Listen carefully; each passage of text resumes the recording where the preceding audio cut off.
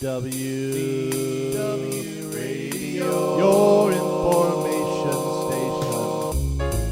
Hello, everybody, and welcome to WDW Radio Live. I am Lou Mongello, and this is the WDW Newscast for Wednesday, January 23rd, 2013. I want to thank you guys for joining us tonight. Remember, I'm here to help you not only have the best possible Disney vacation experience, but hopefully bring you a little bit of Disney magic wherever you are with these live Wednesday night broadcasts, the audio podcast, videos, discussion forums, books, CDs, and lots more. You can find everything, including our updated events calendar, over at wdwradiolive.com. So we've got a lot to get to tonight, and I'm going to definitely pay attention to the chat room because I'm looking for your feedback, because there's a number of things happening that are not necessarily connected, but I think are reflecting a trend that we're seeing in Walt Disney World. But let's start at the beginning, because as you know, 2013 is the year of limited time magic in Walt Disney World.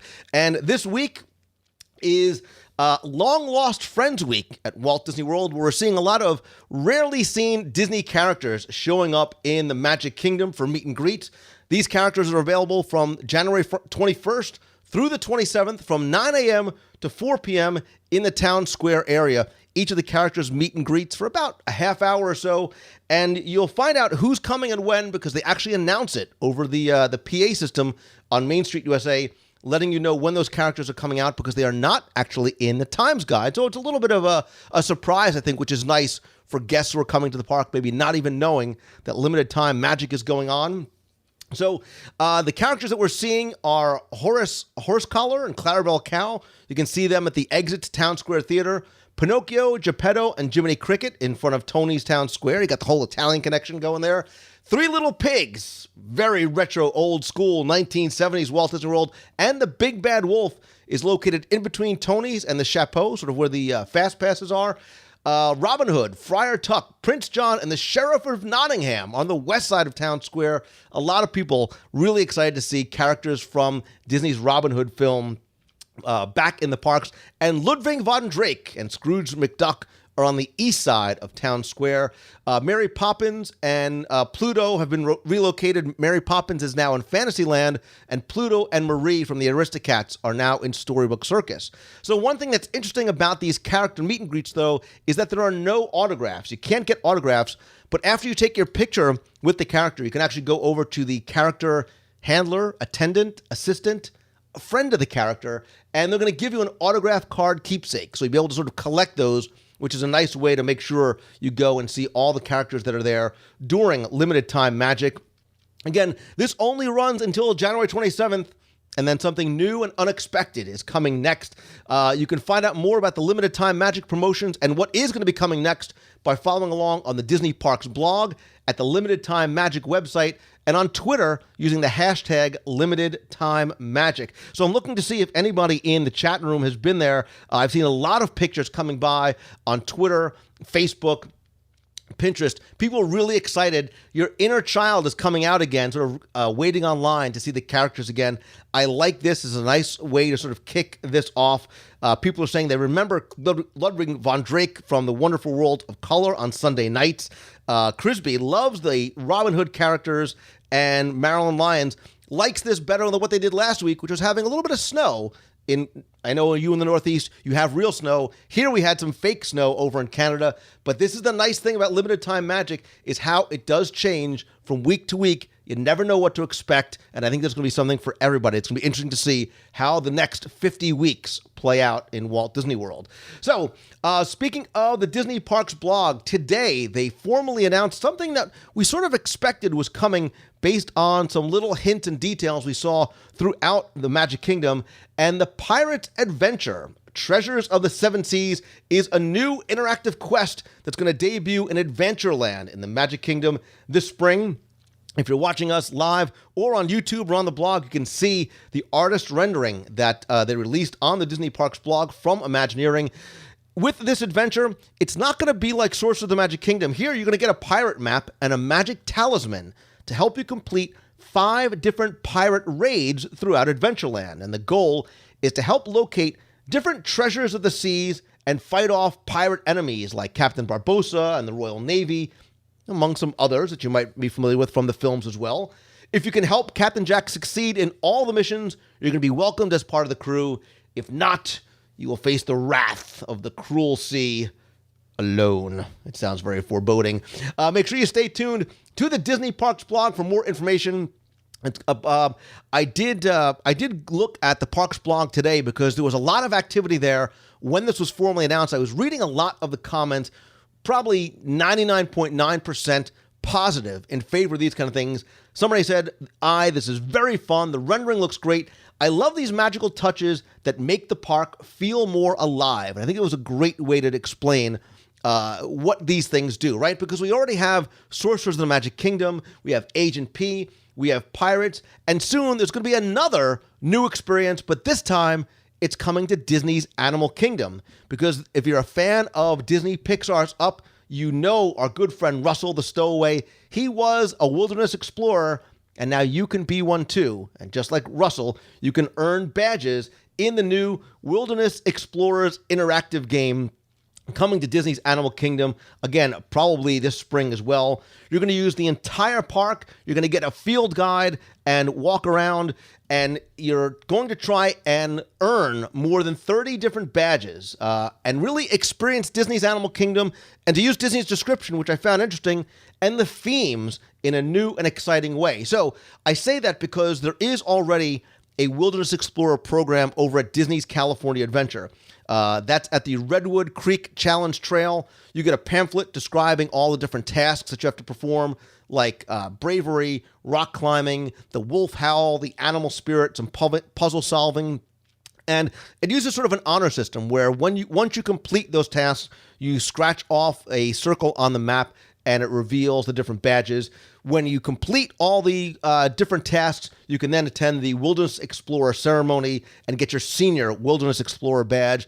Obviously, this will be tweaked more for the idea of what Disney's Animal Kingdom represents, the animals that are there, the attractions that are there, and the theme of conservation and education. So really looking forward to when this is going to debut, see how it compares to the Disneyland version. Yet another reason to visit both parks, right? Similar experiences, still a little bit different. Once this debuts here, we'll all have to go out to Disneyland and see how they differ and how they compare. Speaking of interactive, there are a lot of new theming and props going on, not just in Adventureland for the Pirates game, but there are a number of new props and interactive elements which aren't live yet, being revealed in the queue of Big Thunder Mountain Railroad. And we talked about this earlier in the year, how there was discussion and rumor and then eventually confirmation on the Disney Parks blog about a new storyline and interactive experience coming. Now there's all kinds of cranks and dynamite detonators, gold, canary cages, right? So canaries were used to test the air quality when digging for gold in mines. There's speakers, there's microphone. You can see a lot of in-jokes that used to be in the extended part of the queue, like light 'em and hide explosives and Western River explosives. Love the reference to the old Mark Davis Western River expedition, which is where Big Thunder Mountain currently sits. And what I think this is doing, what I was hinting to before, is that I think with Sorcerers of the Magic Kingdom and Pirates of the Caribbean and Agent P and Big Thunder Mountain, I think we're going to see more of this sort of interaction in the parks, especially with the new My Magic Plus and the new My Magic Plus wristbands are going to have a lot of our personal information on it. I think the experiences are not just going to be interactive, but very much personalized towards the individual guests, right? So how cool would it be to go to Turtle Talk with Crush, and as soon as your child walks in, Crush knows his name or her name, not because that was the person that was picked out of the audience, but because of that kid's name is in the RFID tag. Better yet, what if you went to the Haunted Mansion? And I'm just thinking out loud and speculating. What if you went to the Haunted Mansion and as you exited out, your name appeared on a mausoleum crypt? Again, the name coming from the My Magic Band. Or, say, in It's a Small World, as you're getting ready to exit the attraction, you see all the signs saying goodbye in all these different languages. What if those signs instead said the names of all the people that were in your boat that had the My Magic Band? Much more personalized, much more engaging type of experience. I want to know for those of you who are in the box or who are watching on YouTube or on the blog, what do you think about this? What do you think about this move that's been going on over the past 12 to 18 months towards more interactivity, towards more personalization? I think it does make the experiences in the park much more alive. And for me, who's a fan of the detail and the stories, I think it helps all of us as guests peel back some of those layers of the onion, really have a much richer, deeper, more fun experience in the park. It seems like a lot of people who are in the box are feeling the same way. So Darlene says, I think it's taking us into a better experience. Sounds much more interesting, especially for kids, says Strawberry Lilacs. Excellent. Go Disney. Totally awesome. Love the interactivity. Loving the idea of the personalization as well, too. Again, what's going to be on your band is not going to be a sort of intrusive privacy kind of thing, but it's going to have maybe your name, your favorite attraction, your favorite character, whatever it may be. And to be able to meet characters or to be able to go into attractions and have them be personalized directly to you, you and your kids are going to lose your mind in the best possible way. The experience is getting much richer, much fuller, and I think we're only scratching the very tip of the surface of what this and what the rest of this next-gen technology is going to be like. All right, let's move over to Epcot in terms of other interactive experiences. There is a new sort of attraction that has reopened over at Interventions, and that is Habit Heroes. Last February, you may remember or not remember, it closed within about a week of opening due to some issues with the story, with the characters, with guest feedback, right? We know Disney pays very, very close attention to guest feedback, so much so that they shuttered an attraction just a week or so after it opened. Well, it has been completely refurbished from the ground up. It promotes healthy behavior, just like the original Habit Heroes. But now Director Jin is going to lead a team of agents, Quench, Fuel, and Dynamo, whose specialties are hydration, nutrition, and activity, respectively. And there's new villains. The villains now are the Scorchers, which dehydrate you, the Blocker Bots, which help you from eating healthy food choice. Those Blocker Bots are littered throughout my kitchen and my cupboard. My Oreo fudge cream cookies are sitting right here. Clearly demonstrates that. And the Sappers. Those weigh down your energy and sap your energy. I have not had a chance to personally see this yet, but I have heard from a number of guests, and there's really been a very, very positive response, not just to the fact that it's been updated, they've corrected some of the issues earlier on, but it really is a positive experience. It's a fun experience both for kids and adults. If anybody in the box or if you're watching has experienced Habit Heroes as yet, let me know. Let me know if you've seen it. You can email me at lou@wdwradio.com. Better yet, call the voicemail. I'll play it on the show, 407-900-9391. That's 407-900-WDW1. Let me know what you thought about Habit Heroes if and when you get a chance to see it. All right, let's stay in Epcot, but let's take a left turn and turn to food, which is right in my wheelhouse. Over in World Showcase, Le Cellier in Epcot's Canada Pavilion is now going to an all-day menu. So, for example, there are things you can get all day and now things you can't get all day. So we lose the lunchtime burgers, but what you gain is lobster mac and cheese at lunch and dinner. Of course, cheddar cheese soup, filet mignon, really the signature items for Le Cellier are going to be available all day long. And my question to you is, do you like this? Do you like the idea of the full day menu? Before you answer, either in the comment section or here in the box, this one thing this may do is make it easier to get into Le Cellier. We all know about how difficult it is sometimes, especially during the busy times of year, to get into Le Cellier for dinner because you want the cheddar cheese soup, you want the lobster mac and cheese. Now that you can get it all day long, I think that opens up the window of opportunity to experience the restaurant and everything that the menu has to offer. I like this idea. People are talking about in the box that they do like this as well, too. It is going to be more convenient, says Sorcerer Mike. Teacher tipster, like you, I love the breadsticks. I can go to Le Cellier, have cheddar cheese soup, breadsticks, and appetizers, and I am a happy man. But lobster mac and cheese is definitely a research trip in the making. So Francie says, this seems made for My Disney Experience, which we know is going to be more than just the bands that have your photo pass, your fast pass, your park ticket, and your credit card on there. but it's going to now allow you to interact much more with your mobile app. We're going to be seeing a lot more from the My Disney Experience app, being able to make reservations, change reservations, see exactly what your itinerary is, which is, again, one of the reasons why I think Wi-Fi is now not just everywhere in the parks, but also free, because your phone, your smartphone, your tablet, whatever it's going to be, is going to be much more a part of your experience, not just in planning beforehand, but your experience in the parks as well, too.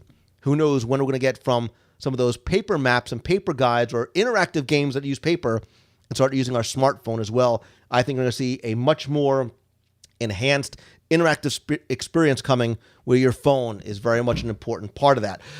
Quickly, speaking of food, quick reminder, this year's Epcot International Food and Wine Festival, it really is the most wonderful time of the year, is going to take place Friday, September 27th through Sunday, November 10th. Mark your calendars, save the dates, circle the wagons. Also keep in mind, October 1st, we're once again going to have our WDW Radio e-ticket events, plural, right around and during Food and Wine Festival. Stay tuned for more information and updates as we get closer. But one other thing I want to talk about inside the parks is that this past week, if you are a fan of ABC Daytime, you might have noticed that during Live with, I was going to say Regis and Kelly, I'm old school, Kelly and Michael Strahan, I'm a giant fan. It's weird seeing you sitting next to Kelly Ripa, but Mickey Mouse came in and paid those guys a visit and invited them down to Walt Disney World in February, not just for the vacation, not just for limited time magic, but to shoot 4 shows at Walt Disney World right in the middle of Town Square. Exactly 1 year ago, Kelly did it live from Aulani. Great way to connect people to the experience there. Now they're going to do it live in Walt Disney World, and you have a chance to actually sit in and be part of the live audience. This is their first official visit there together. February 18th and 19th, 4 shows. If you visit livekellyandmichael.com, you can ask. Tickets are complimentary. You can request tickets to be part of the audience there. If anybody gets a chance to be part of the show, would love for you to share photos, your experiences there. Email me or tweet me over at Lou Mongello if you're going to be able to make it to see live with Michael and Kelly. All right, let's quickly move beyond the parks a little bit, because this past weekend was the Walt Disney World Marathon weekend, and congratulations to everybody, not just on the WDW Radio running team, but everybody who participated, cheered, volunteered. You guys are awesome. I am so proud of each and every one of you. And we see that running at Walt Disney World, I've been saying this for years, has gone, it has gone from an athletic event to a entertainment event. Coming up next weekend is Disney's Princess Weekend. You don't need to be a princess to run. Registration is mostly full for most of the events, like the half marathon on February 22nd through the 24th. But the Royal Family 5K, the post 5K breakfast, and the kids races are open. They're all about 75 to 85% full. If you are going to be there, we're going to be there as well, too. Members of the running team will be participating. We'll be out there cheering as well. But if you can't make that one, that's okay. There's a couple of other events that you may be interested in. Events and pricing for this year's Twilight Zone Tower of Terror 10-miler was just announced. Registration not open yet, but that's going to be October 4th through the 6th, 2013. There's going to be a Happy Haunted 5K trail run. Maybe we'll do the 5Ks again. I had such a good time. We had such a big crowd walking that 5K together. Maybe we'll do Twilight Zone together as well. There's also Run Disney Kids Races, the 10-miler in the evening, and, of course, the Disney Villains Bash at Disney's Hollywood Studios. More details are forthcoming. It's going to run you about $135 if you register before March 28th, and then the prices go up thereafter. If maybe nighttime races in October isn't more your speed, maybe challenging the Yeti at the Expedition Everest Challenge is more your speed. That is going to be, the dates are, I don't have the dates. Well, I don't have the dates, but it's 55% full. The prices go up on January 30th to $115. There's also a post-race party in there as well, too. I believe the date is in June. Forgive me, I don't have it right in front of me. But registration is open. You can find out more about all these events by visiting the Run Disney website. And I do want to encourage you and invite you and ask you to participate with us, whether you walk, jog, wheel, or just want to cheer with us. Come and be part of the WDW Radio running team. We raise money through the running team for the Make-A-Wish Foundation of America to send children with who are seriously ill and their families for a trip to Walt Disney World. The running team has grown over the past couple of years. I ran my first half marathon back in 2008, and now we have over 100 runners participating in every event, from kids races to 5Ks to half to full to goofies to dopies to Dumbo double dares out in Disneyland.